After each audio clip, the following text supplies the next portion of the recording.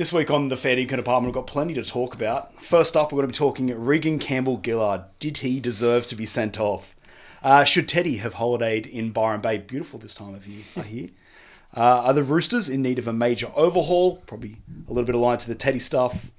Is Shaun Johnson the Dally M favourite? And finally, should kids be sent off for swearing, using naughty words? A little bit close to home for us, both in location and because we love naughty words.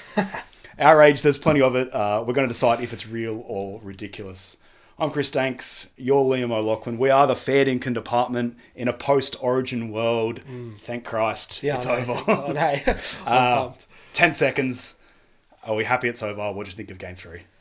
Yeah, look, it was a good performance from New South Wales. Obviously, Cody, Cam Murray, key on the South connection, paid dividends for Brad Fittler. Don't know if it'll be enough to save his job, but it was a good win nonetheless. Yeah, that's fair. But I'm certainly glad the Origin period's over and now we can get back into the real stuff. Actual real stuff. Round 20, game of the round for you? Para Titans Sunday night. Nice choice. 25, 24. Yeah. Two teams that are, Para in the 8 and Titans are trying to keep their season alive. A few blokes backing up from Origin. I enjoyed it. What about yourself? The surging Cowboys, as usual. I was thinking about it this morning. I think every single week I say the Cowboys. But when they're on, I just love watching them play. They're so good. Ruben Cotter, for everything great said about him, I still think he's a bit underrated. And always fantastic to see Manly lose. Oh, yeah. So 100%. that was definitely my game of the round. But let's get into it. REAGAN CAMPBELL-GILLARD. This sin bin. Woof! Both in real time and in slow motion. None of them are particularly kind to him. I think my man Reg might be doing a little bit of time on the sideline. So he had the knees into the back of Chris Randall. It looked super deliberate. Brad Arthur did say in the post-match it was just sloppy. Yeah. Which I'm all about as an explainer because conceivably you've got a huge freight train of a man trying to throw the brakes on in a short amount of time. It's just when it kind of looked like he slowed and then threw his knees straight into the back. That's not so great.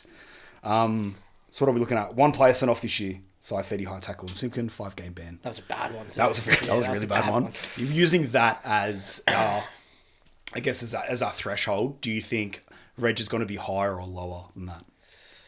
I don't think he has a great amount of weighting either.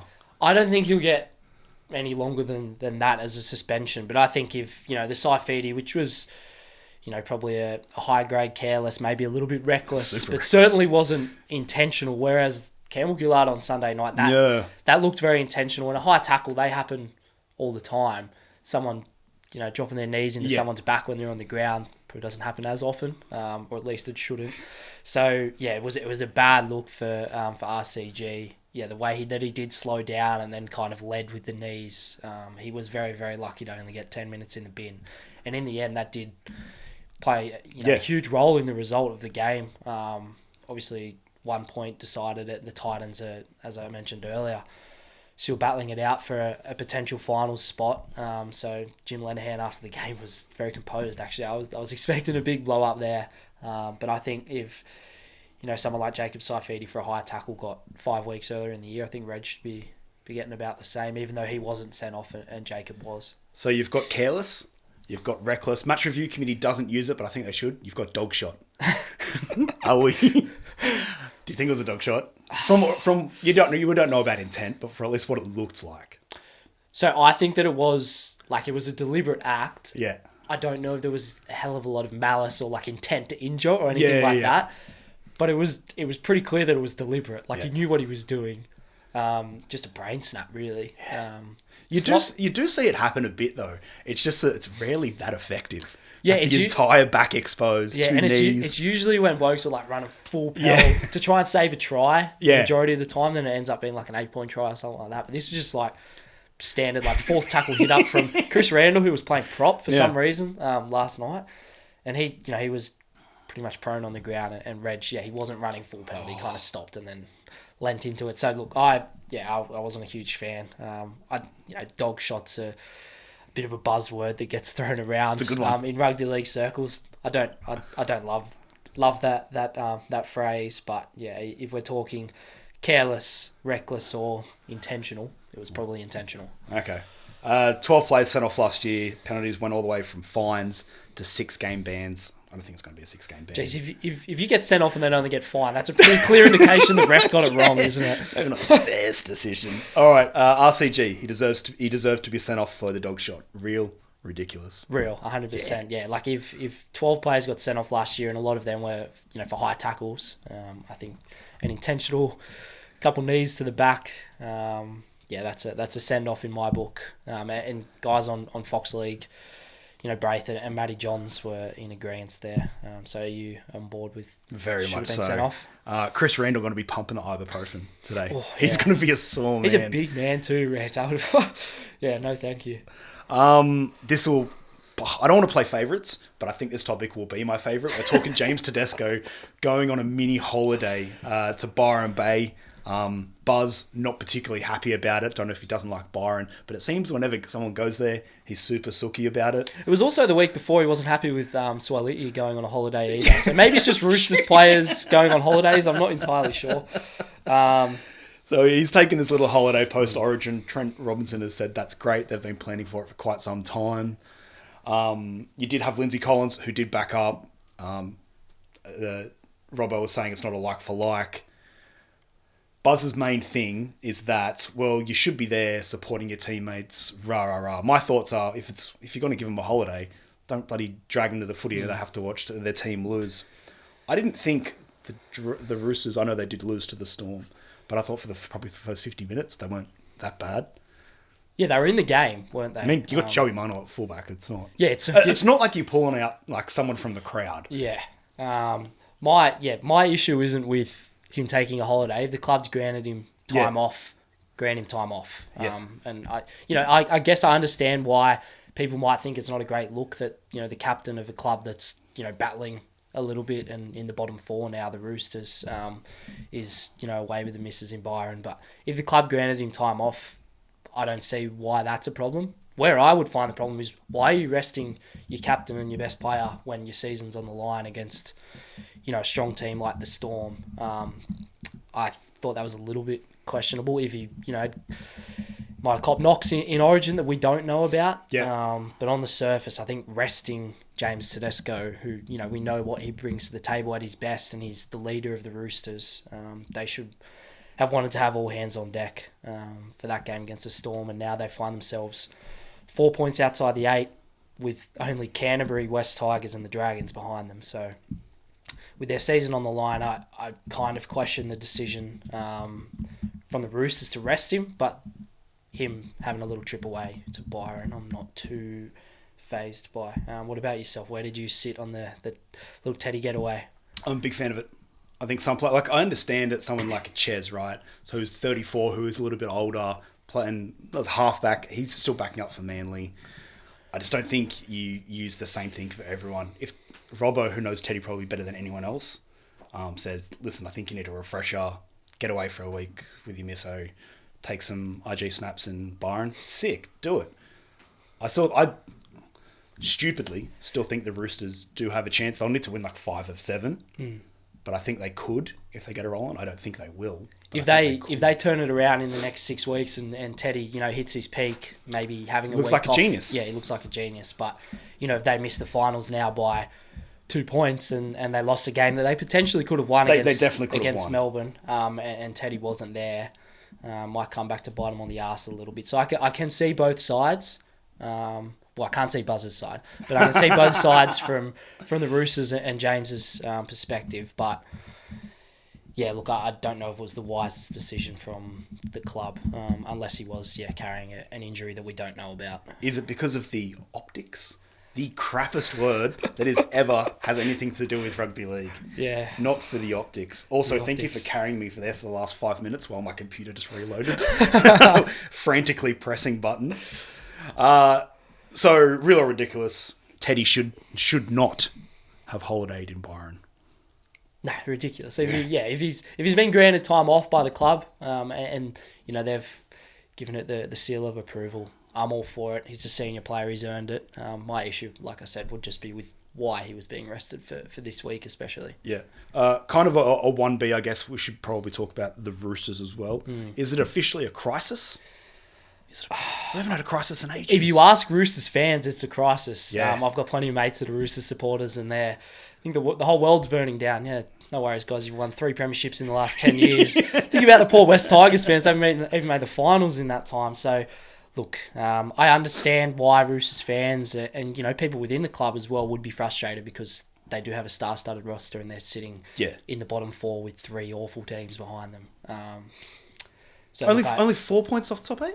Yeah, so it's not inconceivable that they can turn it around, but from what I've seen over the past probably 6 or 8 weeks, especially, you're not seeing them, jumping a team like maybe North Queensland, even Parramatta have had some decent performances over the past month or two. So look, if they can get everyone on the park, which has been the issue for them this year, is having a fully fit roster. So it seems like they've never got started. Like there've been so many disruptions. Obviously, with Walker, that feels like it was an age ago that he was out. Crichton's barely been seen. It just seems like every fortnight there's something going on with the Roosters. Yeah, like Brandon Smith being out for as long as he was a big one because he got injured in that Dragons Roosters game at Cogra, and since then they've been pretty shaky, the Roosters, and they lost that night as well. I know a lot of people have been critical of the Cheese since he's been at the Roosters, but in the games that they've won and he's been on the field, he's been probably close to their best player. So they've needed him there. Sam Walker obviously got dropped and then got injured in New South Wales Cup, and there's been a few setbacks there with his injury, which hasn't helped. Yeah, Angus Crichton's had a disrupted year for a couple of different reasons. Sitili Tupouniua's now out for the rest of the season. Yep. So there are a couple of big losses in the forwards. They've got some young guys that have shown some promise, but the injuries haven't helped. But still, even then, the players that they have had on the field for the majority of the year, you would think they would be a little bit higher considering they were premiership favourites pre-season. Yeah, we were loving them pre-season, and then it just never got going. So they do have a fair few long-term contracts still on the books. The Roosters, do they need an overhaul, a complete overhaul? Maybe not a fire sale, but do they need to refresh their roster? I think they could make a couple of tweaks here and there. The big ones around the halves, they've got to make it. They've got to make a decision there because I think both Sam Walker and Luke Keary are off at the end of 2024. They need to make a decision. Who their long-term guy is. Who are they backing in the 6 jumper and the 7 jumper, respectively? Sandon Smith's come in and done a reasonable job, even though they haven't been winning games. So they need to make a decision there. Victor Radley's re-signed at the beginning of this year until the end of 2027. I don't think I've barely spoken about him this year. No, he's had an interrupted year for a couple of different reasons. We know what he can bring at his best, like what we saw in the World Cup when he played for England last year. But some of his performances this year have been really disappointing, and he's locked in long term. Obviously, Jared will probably retire at the end of next year. Angus Crichton's off at the end of next year, so they do have the opportunity to juggle a few things here and there. Spencer Leniu and Dom Young are big additions, but I'm not sure where outside of the halves they can make too many big decisions. And they still have a squad there that compete for titles. But gotcha. Yeah, I think they need to make a big call one way or another. I know Keary's probably coming towards the end of his career. Sam Walker's at the very start.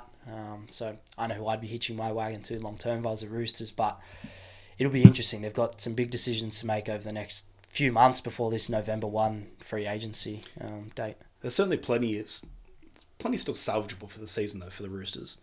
As much as I want to tell Roosters fans there isn't. There's still that little bit of hope. Yeah, and I think if they can go on a run, which everyone's been waiting for them to go on this run throughout the year. They'd win a game, they'd come up with a gritty win maybe against the Warriors in the wet, and you're like, this could turn them around, and then they just haven't clicked into gear. Early in the year, they had some really strong showings. They beat South Sydney in a big game at Allianz Stadium where Brandon Smith and Jared Waerea-Hargreaves were fantastic. But that's probably been their best game of the year, and that was in round 3. Yeah, right. They just haven't been able to string strong performances together back to back, which we know Roosters teams can do towards the back end of the year, but it's pretty much make or break now, and they need to go on a run. And we could be sitting here or standing here in 6 weeks' time talking about the Roosters sneaking into the 8 and potentially being a team from outside the top 4 that can compete for a title, but as it stands, I can't see them doing that just based on what I've seen from them on the park and, some of their big guns not firing and some other guys on the sidelines. Yep, that's fair. On to something we can both agree on. Shaun Johnson. We'll get into the stats. Is Shaun Johnson going to win the Dally M? Is he? Right now, I think he is. The answer is yes. I think so. I've been looking through the numbers and the votes over the last week or two, and heading into that round 12 cutoff, he was he was a little bit further down, but he was only 8 points off Payne Haas in the lead, and the guys ahead of him were Payne Haas, Reece Walsh, Harry Grant, Nathan Cleary, Latrell Mitchell, Nico Hines. Those guys have either gone through Origin, been injured, been suspended, or in Nico's case, probably hit a bit of a form slump. Yep. And the Warriors have been winning and winning well, and Shaun's been just fantastic for them, along with a lot of other guys as well. But he's certainly leading the charge for them. From a highlights reel perspective, 3 try assists against your mob on Sunday afternoon. Probably got himself another 3 points there. Yeah, definitely. So I think he's the favourite if you were still allowed to bet on it, which unfortunately you're not. I think it has to be him. As you said, going through everyone who was above him, and I think he's really helped by, at least on his side, he doesn't have a whole lot of competition in terms of regularly someone he's splitting the points with. I'd love it if he did. I'm not sure if another Warrior side from RTS. No, I think RTS is the only one to win a Dally M. That was back in 2018, which evidently was the last time they made the finals as well. So I think Shaun would be the favourite. I think Payne Haas, just for what he brings when he is on the field, and he hasn't missed too much time. He's obviously got a bit of an ankle issue at the moment, but he should be back rather soon. So he's going to be there or thereabouts. Reece Walsh's suspension is probably going to hurt him, and then like Latrell and Nathan Cleary have missed way too much time. Scott Drinkwater, who I tipped at the start of the year, and I thought there's no way after the way the Cowboys started, and of course his suspension earlier in the year for a shoulder charge on Corey Oates, I thought there was no way he could get himself back in the running. But the way the Cowboys are going now, you never know. He could have that Jared Hayne-esque run towards the back end of the year. I know Matty Johns threw his name out there as a smoky on Fox on Sunday night as a Dally M smoky, so that'd be a great look for me. I don't think he's going to be able to do enough, especially with guys like Tom Dearden in their side as well. I think he might find it tough to get up there for the Dally M, so I'm leaning towards Shaun, I think, for sure. It's an interesting one with SJ, like in terms of the roller coaster that's been his career. Fan favourite for most of it. Seemed like people were a little bit off him towards the end of his career, probably when he was at Cronulla. He certainly came out with a point to prove. We loved him in the black, white and blue, but since he's gone back to the Warriors, especially this last 18 months, it's like, all right, so his game's definitely evolved from being just an amazing ball runner. Now he's an incredible game manager, but also there's like shades of 2011 somehow still in how he's playing. He's still pulling out everything. It's amazing to watch. Yeah, Andrew Webster's really reinvigorated the way that Shaun's playing. He looked a lot fitter at the start of the year. Those photos came out in pre-season with his shirt off, and I was like, gee whiz, he's looking like he's 21 again, Shaun. He looked in great shape, and that's paid off for him this year because the Warriors are playing some remarkable footy, really. That win against Cronulla, they didn't jump out of the gates overly well, the Warriors, and they weathered a storm, is what Andrew Webster said in the post-game presser. And after that, Shaun Johnson, Sharnsinkle-Klookstar, Adam Fanua-Blake as well. He's another guy that's been in red-hot form. They're just way too good for Cronulla, who were in the top 4. Very recent. It was those 3 quick tries after half-time. But that's what NRL is now. It's a game of momentum, and they just seem to master it. They were fantastic. I think they could do a lot of the top 8 teams. 100%. And the way that they play, they're all momentum. And they've just got speed and power all across the field. Like guys like Marcelo Montoya and Dallin Watene-Zelezniak, they're having career best years by a country mile compared to what they've produced in previous years. So Andrew Webster, if we're talking Dally M as well, he's coach of the year by the length of the Flemington Straight. He's been fantastic for them. And he's got the best out of a lot of guys, which, me especially, I didn't think he was going to be able to. So, full credit to the Warriors and Shawnee. The Wars. The Wars, up the Wars. I hate that Finally, Cronulla Junior League crackdown. We do a little bit with Rezzies, obviously a lot with the NRL. We're going all the way down to under 12s now. We're covering everything. I don't know if you've been to any junior games of late. I do with my nephews. It is wild, the stuff you hear on the sidelines. So there's going to be a crackdown. Players 12 plus will be binned or sent for any swearing. Parents can be banned, which I'm all about. I'm not sure how they're going to be able to police that. That'll be interesting. Players under 12 rotated because they can't be turfed, which I think kids should be.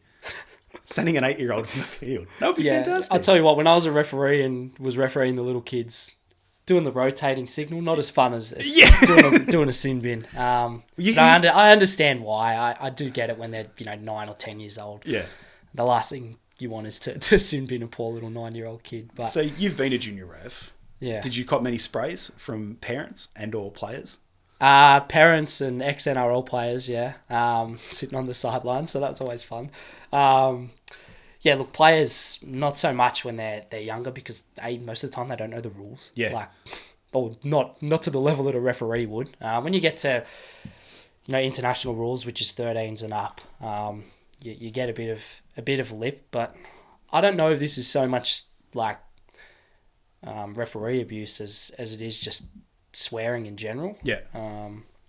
So I can understand it. I don't know. Yeah, I just don't know if it's going to work as well as they think it's going to work long term. Because it's rugby league, it's a contact, it's a physical sport. Kids that are swearing when they're 8 or 9 years old, that's probably a reflection of their parents more than anything. But kids that are playing 13s, 14s, 15s, they're coming into an age where they're playing competitive football. They're trying to put themselves in the frame for Harold Matts. Tempers flare. I don't know. Let's just swearing at the referee. I don't know how. Okay, so you're fine with it if it's swearing like drop the ball or they're swearing at another player or whatever. Yeah. But very separate to any if they're swearing at a ref. Yeah, I think so. I think referee abuse in general shouldn't be condoned, and if you're swearing or abusing a referee, then you should be sin bin. But I think swearing as a blanket, I don't know how easy that's going to be to enforce on a consistent basis because especially in the 13s and up, I think that's going to be way too hard to enforce consistently for the refs. What's the vocabulary like of a 12, 13-year-old? Are they pretty good with their swear words? No, they're not overly intelligent. Yeah. But just your standard Fs and Cs, which nothing too different to what you're hearing in A grade or NRL either. Yeah. So it's not overly inventive or anything like that. But I don't know. Yeah. So the story did come from Dave Riccio, who's obviously based in the Shire area. Yeah. So he's got his ear to the ground. Andrew Abdo's endorsed a decision from the Cronulla Junior Rugby League. They're taking a stance, and look, I commend them for it because you don't want to set a precedent where kids just go out and swear as much as they want on the field. Yeah. But I just think it's going to be hard to enforce consistently. But hopefully a week or two of the referees really cracking down on it, and it might deter, especially the younger kids and parents as well. Yeah. Parents, that'll be a lot harder to police. Oh, yeah, I think so. But that's a completely different can of worms, parents. All right, that's it. Round 20 in the book.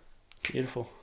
No more Origin chat for another 2 weeks, 3 weeks? No, unless you want to do a predicted team. No, I'm good. On a Thursday morning like I did last week. I'm good. Right, that is it for us. We'll see you next week at the end of round 21.